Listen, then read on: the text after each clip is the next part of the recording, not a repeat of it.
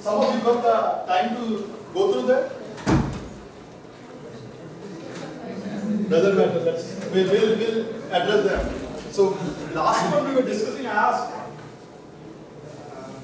what was the? Let's start one activity first, and then by the time that I'll do. So again, the emphasis is not to look at whether you know it or not know it.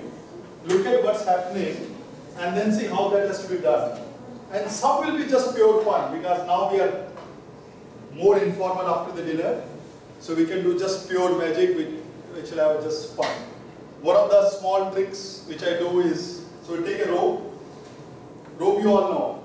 So we take a single piece of rope and we have a metal. How do you know this metal is not, doesn't have a crack or anything, or it's not open? Sound will tell you, is it? So is it crack or not crack? Okay, so you can check it. One can check the rope. Okay, it's a single piece rope and single ring.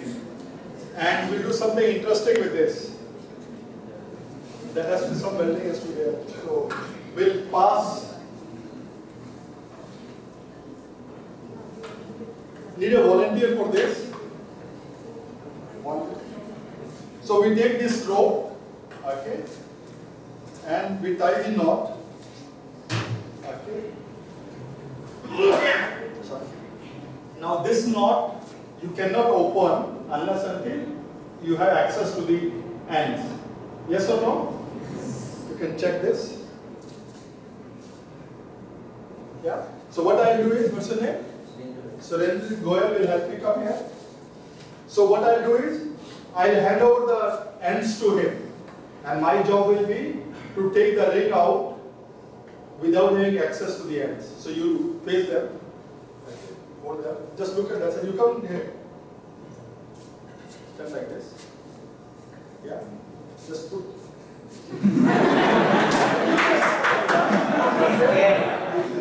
Yeah. So you'll retain this. Try pulling it a little bit. Slowly. Keep trying it. Don't let it go. Just try a little harder. Just. That's one of the ways to do. Second way to do is the penetration, which is must have seen most of places. You take this, you tie a knot.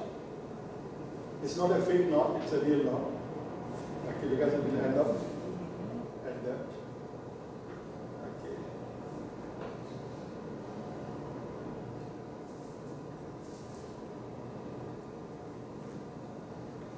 Okay. Again, you hold the ends. Okay.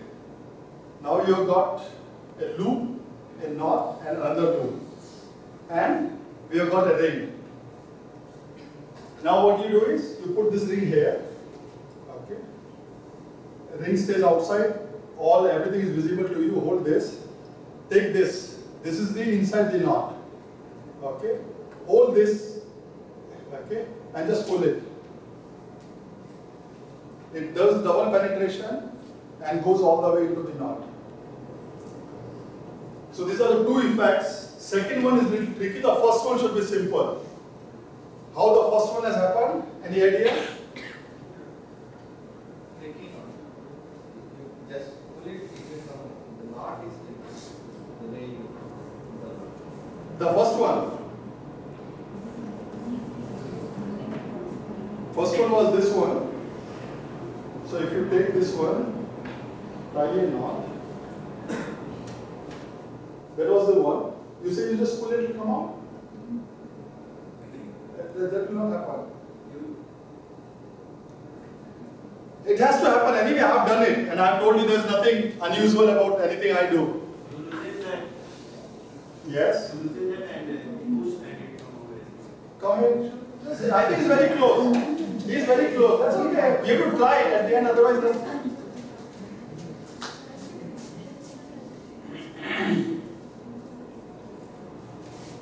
Yes, you got that. So this is the shape. It's a closed shape. Okay? And closed shape, you put a knot, and it's a round shape. You don't require to have the ends. You can just little bit loosen it and watch this. This will just slip over that. This you can do at home or anywhere. And so it's the shape. You have to pay attention to the shape which has, if you have a round shape, which is a close in itself, and if it's a square with the edges, then it's a little tricky. If you take a round, which is easier to get, you can take any kada, bangle, anything, put a rope through that, take somebody and just slip it. It will just slip over. The second one is more of an illusion. It's a pure thing. There's not much science in that. So basically you create two things at a time. You first have a knot. That knot is alright. You hold that, there's nothing gimmick in that. Only thing what you have to do is, you hold the rope in your hand. Okay. The placement of the ring has to be in between the two. That's it. So you can, from front as you look, I put the normal and it's removable. Yeah. Basically it goes and sits here. You can see that? Once it sits here, you just hold this end with the thumb. Nothing else has to be done. And you bring this up here. When you pull this end will go into the ring. And there will be a new knot created and this will open up. So it goes into a new knot and this. So if you hold this, watch this. I'm taking this out of this. Yes? Just keep pulling it. And you do it fast. That knot opens up and the second gets linked into that. In one motion, it looks as if it has penetrated twice. Okay, that's as simple as that. The first one is the shape dependence. Now let's look into one more science experiment which I asked you, dice. What you can do magic with this? You can take 3 dice and write something on a piece of paper and fold it. And then tell somebody roll the dice. They'll roll the dice. Then you say add all the 3 numbers what you have got. They will do it. Then you say add the opposite number also. They will add the opposite number. What will come out? And you have written 21 on the paper. Because now you know, you're all smart, that the opposite should add up to 7. But don't do with 2 dice and write 21. If you do with 4, you write 28. The flip side of this is you cannot repeat it. Because everybody will ask you to repeat it.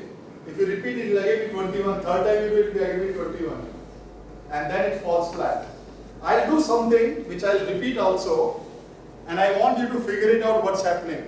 So watch carefully, listen carefully, and see how many of you can figure out. So we'll take this. So I'll give to anybody, you want to try this? Take this. So I'm handing over 2 dice to the gentleman. He's going to roll the dice in the tray. You do the experiment, yeah? You roll the dice in the tray. You got 2 numbers. Add the 2 numbers. Okay, now you have free choice to pick any one of the die in your hand, only one. And look at the opposite number, add that to the total also, and keep that die in your hand. Yeah? Now roll this die again, only this die. Add this number also. Okay? You have a total. Keep it with you. You have to try. So do the same experiment, roll the 2 dice. You got 2 numbers. Add the 2 numbers. You have free choice to pick one and add the opposite. And then roll this again. And add this number also. Yes? Do this. You got 2 numbers, add the 2 numbers. Pick one, add opposite and roll it again. No. So do it again, 2 numbers. Add the 2, pick one. And opposite, roll that 1 again. And add this number also. Okay, so now 3 people have done the experiment. Okay. And all the 3 results should be different. Hopefully I'll be right. You did the first one, who did the second, you, and third one, you did it. Okay. Was your number 10? Total was 10. Was your number 15? Last one?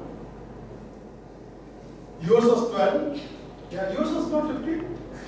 I don't know, but doesn't matter, it should be 15 according to me. We can try once more. You'll again get 15.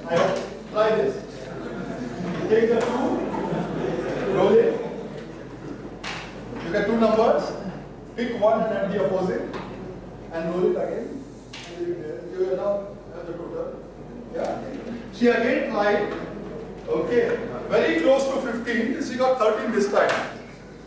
Yeah? So every time you do this experiment, outcome will be different and every time I'll be right. Raise your hands. We have a mathematician here. That, I thought this, some of the schools, all the kids will know it. Think about it, what's happening.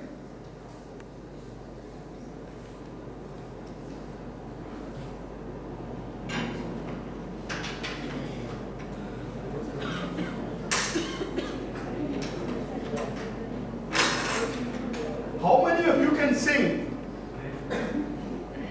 How many of you can sing? Oh, he's all around. Raise your hand, how many of you can sing? 1, 2, 3, 4, 5. Yeah? Okay. Now 6 of them can sing. Now you do this experiment. Go to kindergarten. Okay? And ask those kids, how many of them will sing? You know what will happen? All of them will raise their hand. So if when you're in kindergarten, I can assure you are a better singer than when you are in kindergarten. But in kindergarten, the hand will go up. It won't go up now. Why? Because you become smart. Yeah? And then the penalty of being smart is you don't even try.